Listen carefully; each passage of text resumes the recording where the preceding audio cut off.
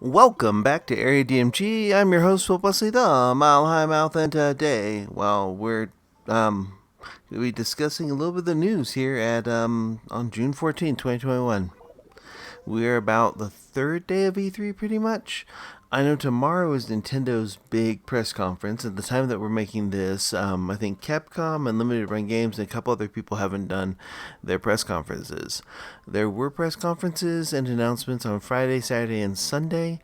I'm just going to go over a couple of the ones that made sense to me. I mean, because there isn't really any news, yes. And apparently Isabel wants to tell us about a quiz show that she caught on TV the other day. They have writers. The answers exist before the questions. Yep.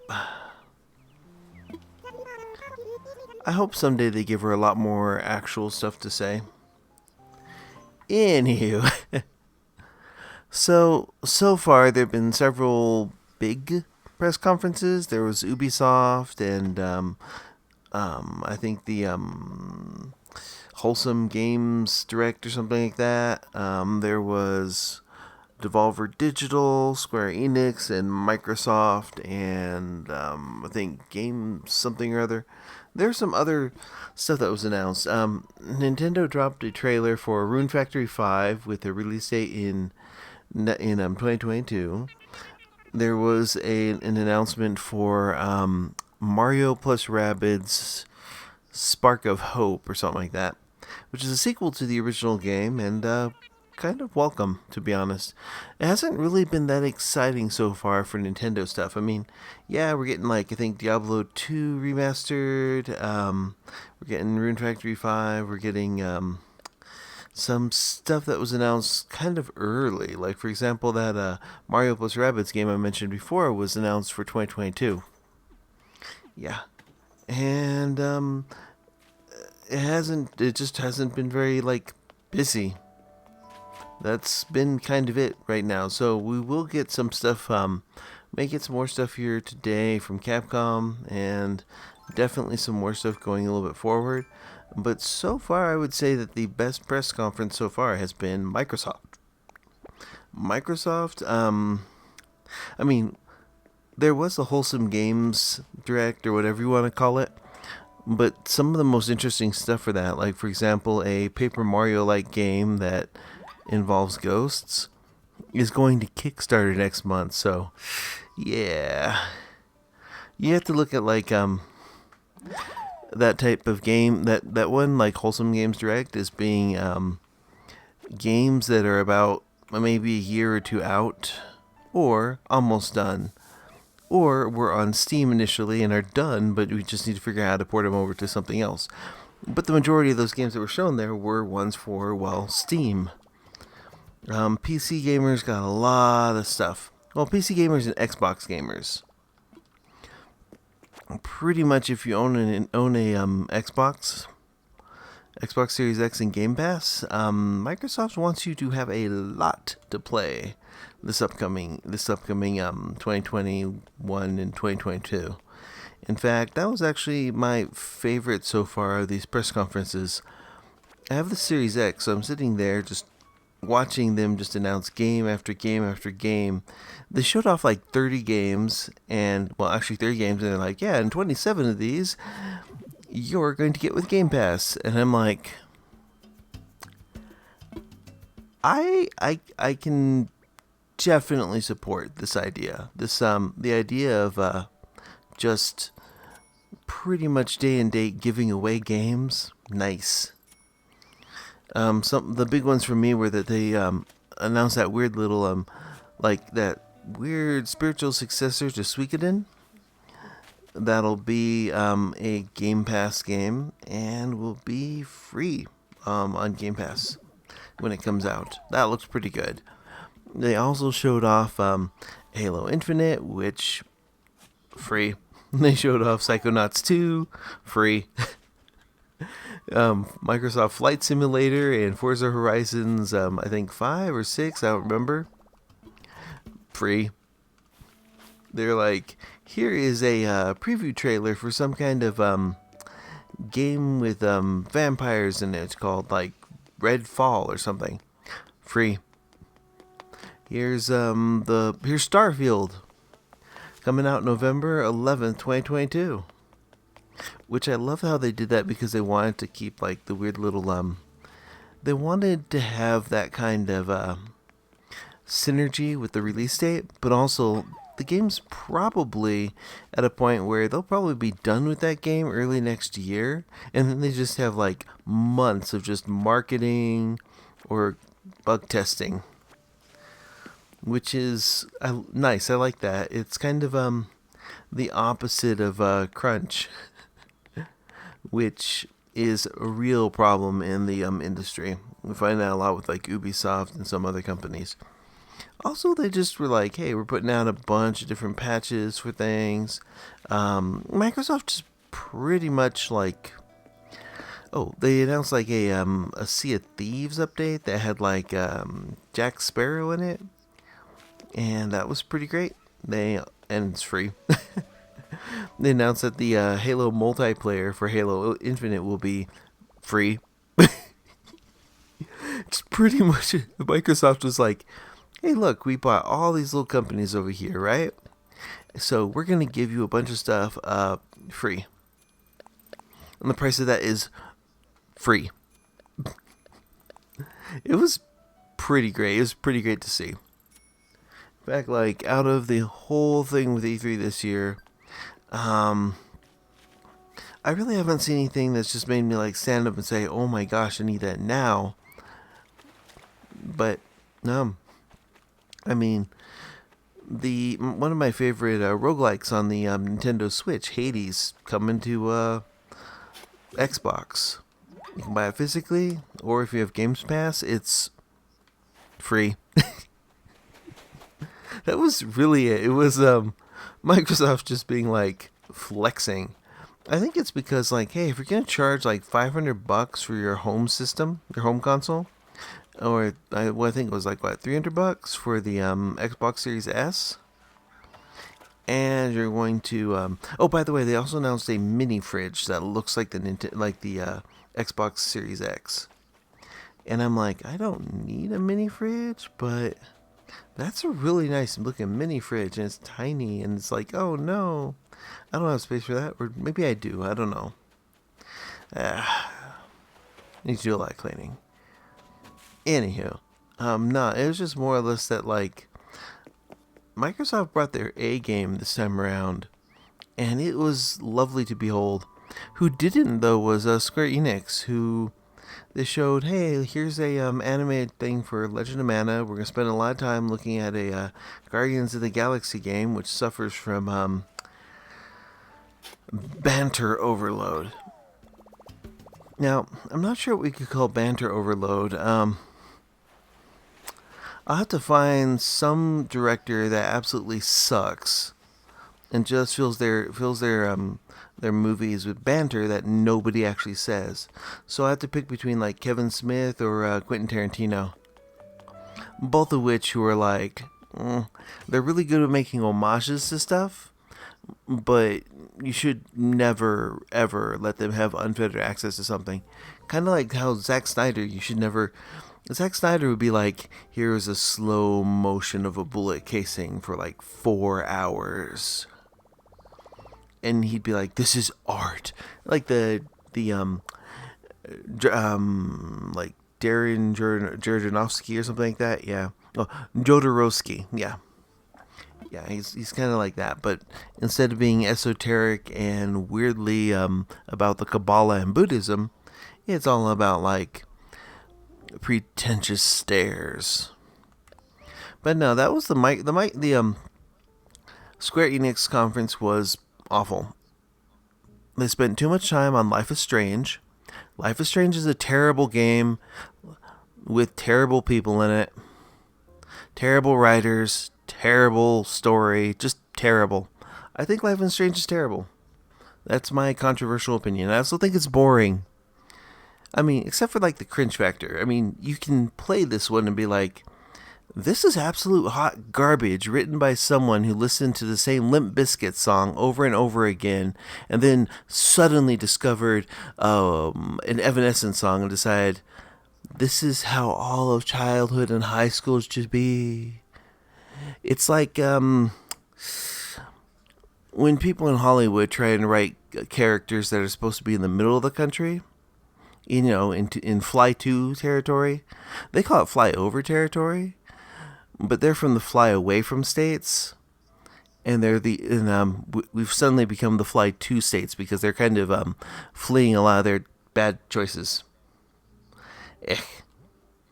But no, like, how when it's kind of like how somebody with no experience, no actual life experience, tries to write something they have no clue about. Kind of like if you were in the 80s, we had something called drug abuse resistance education, where if you listen to them properly, touching a drop of caffeine before the age of 18 will turn you into some kind of heroin addict. I think the best part was sometimes they'd come in with this big glass case that had like these little containers in it, right? And in each of those containers was supposed to be some kind of horrible drug. They'd be like, this is speedball, and this is crack cocaine, and this is cocaine, and this is highball and 8-ball. And you're like, are you just showing me laundry detergents or something or what? I mean, it's those people who are just like, we must beware of that salty crocodile. And you're like, yeah. It's where that whole inject two marijuanas meme comes from. And Life is Strange is pretty much that. It's like someone partially watched Gus Van Sant's Elephant and then completely missed the boat on what it's about.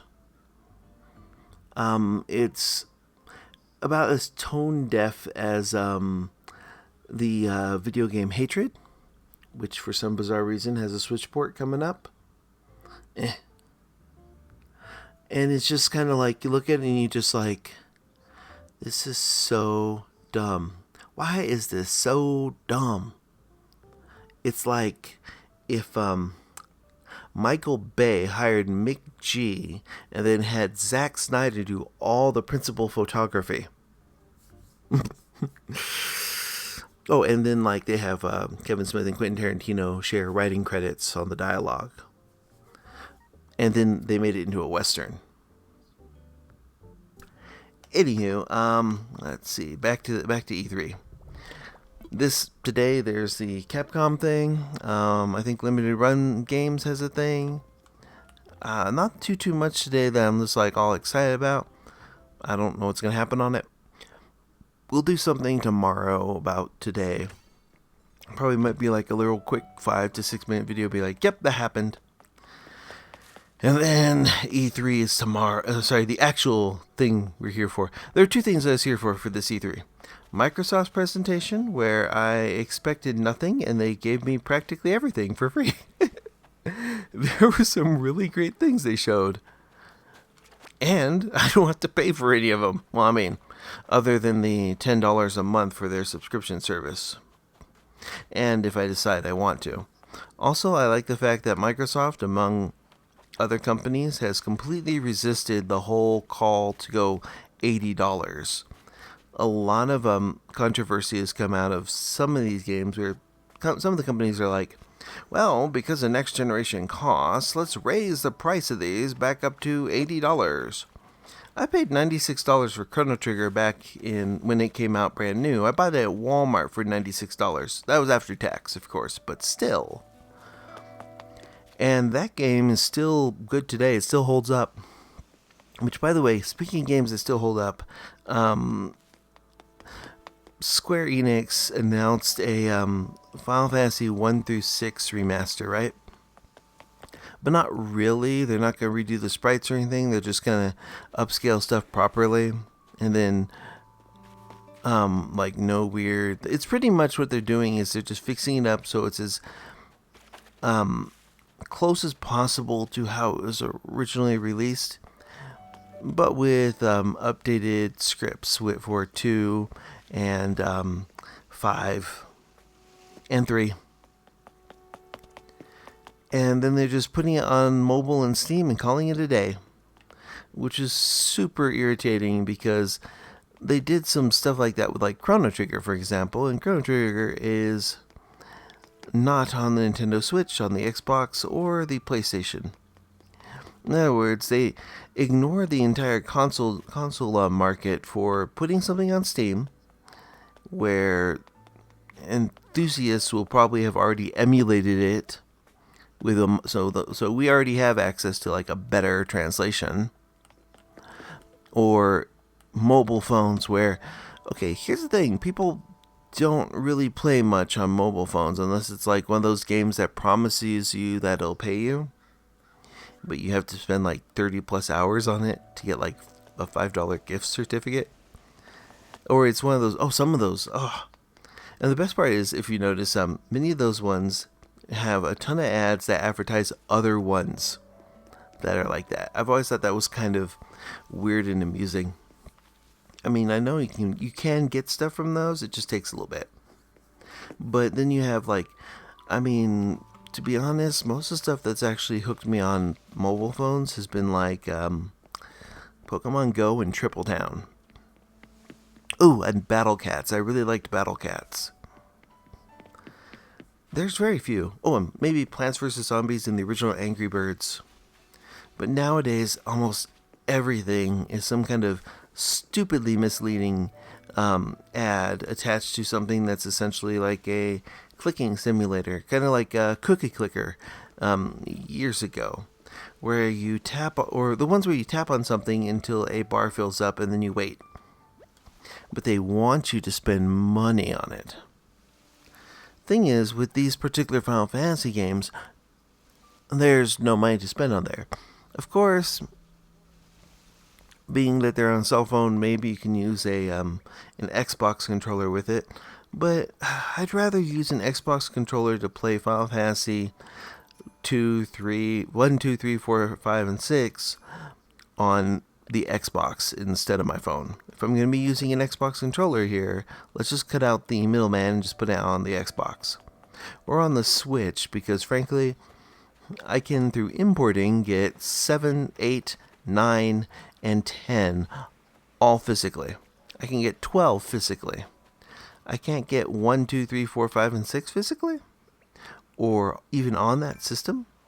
It feels like a, not so much an oversight as in that just Square Enix is run by stupid people. That's why there's a zillion sequels to Life is Strange. And most of us, I mean, you'll find people who unironically like Life is Strange. But you'll find people who unironically like, say, Cats. Like the musical, the movie. Or who are just like, oh my gosh, Army of the Dead and Zack Snyder's Justice League are the greatest things ever created. Oh my gosh. There are people who think that the Netflix She-Ra is a good cartoon. So, take it what you will.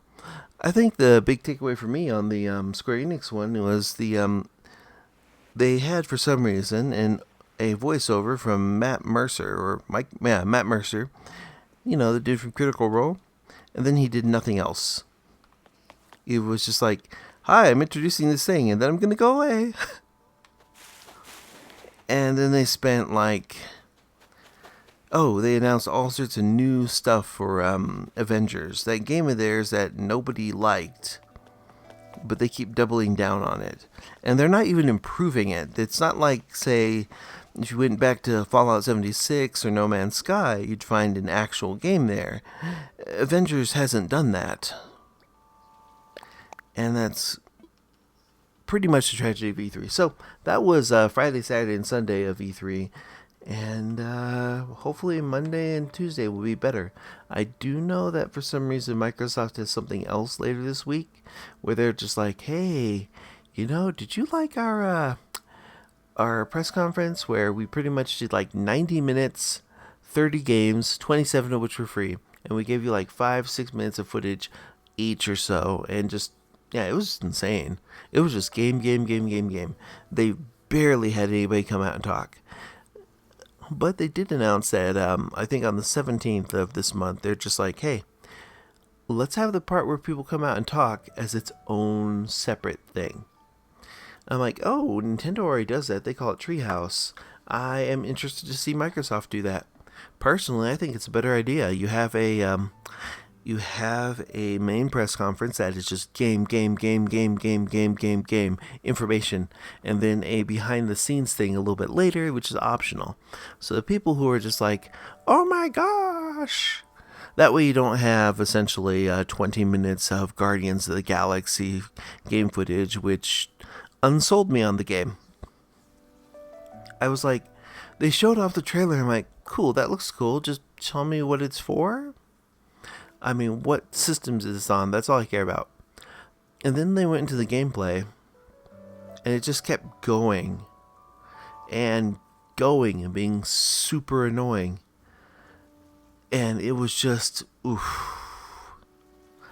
That said, the big rumor here is a lot of people were saying that Mario plus Rabbids footage looked like it was, quote, too good to be on the Nintendo Switch, end quote. And then people shouldn't trust were coming out and saying, it's totally a Nintendo Switch Pro game. And you're like, oh no, who switched out Jason Shire's medication? I mean, whatever. Anyways, hopefully today we have Capcom, we have a couple other things, and then tomorrow we have Nintendo. And that's kind of the big one for us here.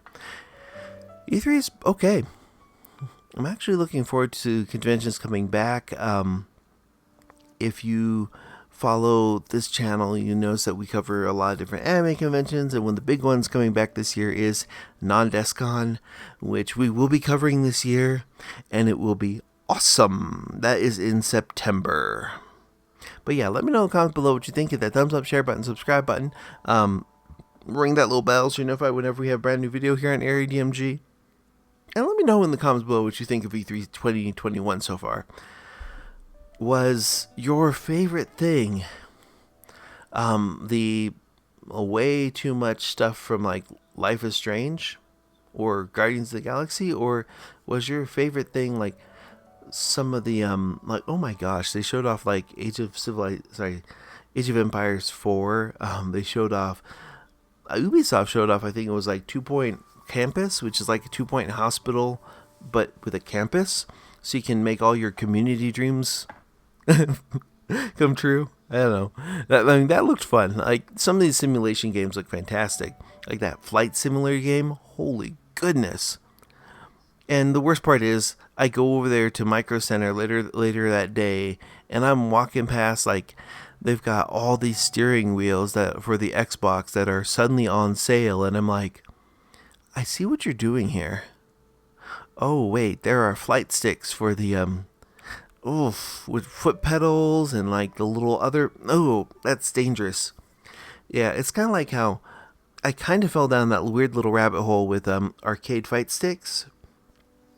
So I got one, thinking this might be a little fun thing to play a more accurate version of, say, Mario Brothers on the Nintendo Switch, right?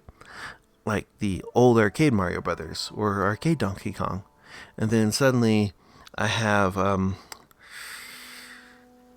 3 of those, and then that SNK one. So I've got one from Hori, one from Power A, and one from, actually 2 from Hori, one from Power A, and the one from Power A, I need to replace. Okay, so you end up in this weird little thing where you're replacing almost all the parts. You're pretty much buying a PCB board and features and a layout. And you're just adding stuff to it. You're like, well, I will get this thing here so I can change out this cable. It hasn't gotten so bad that I've bought a soldering gun yet, but I can see where this is a horrible and difficult way to go through. Now I'm looking for like custom decals because I'm also going to be replacing buttons. And, you're like, oh, I'm going to take these ones out here and replace them with these parts. When you're sitting there and you've already bookmarked focus attack and you're just like, oh no, this is a bad rabbit hole to be down. Looking at that flight simulator game, I think the thing I'm most afraid of is that it's going to be awesome and fun. And I'm just going to be like, I kind of want to see how this... Because like they announced like a DLC for it that's Top Gun. It's rated Top Gun Maverick out this fall. And I'm like, Oh, that's because the thing with Microsoft Flight Simulator is that it's super photorealistic, and on the Series X, it's running at like 60 frames per second or so. It's running at a good clip, really good draw distance. Everything looks kind of amazing. And it's running on a system that it's running at a level of performance that my PC would not be able to run at. Like right now, even though I use my PC mostly for video production, the Series X is just like the most powerful thing sitting around here. It's just like, hey, I can do 120 FPS. I'm like, yeah, I can do that. I can do 240 FPS. But it's like, oh yeah, we can do that too on some things. And you're like, oh no. But the ray tracing, like they added ray tracing to Doom Eternal, and they showed off like Stalker 2. It was just insane stuff. But yeah, I've rambled a bit too long. Sorry about that. But anyways, yeah, let me know in the comment below what you think. Hit that bell to be notified whenever we have a brand new video, and we'll see you later. And until the next video comes out, you are now caught up. Morning, Maya.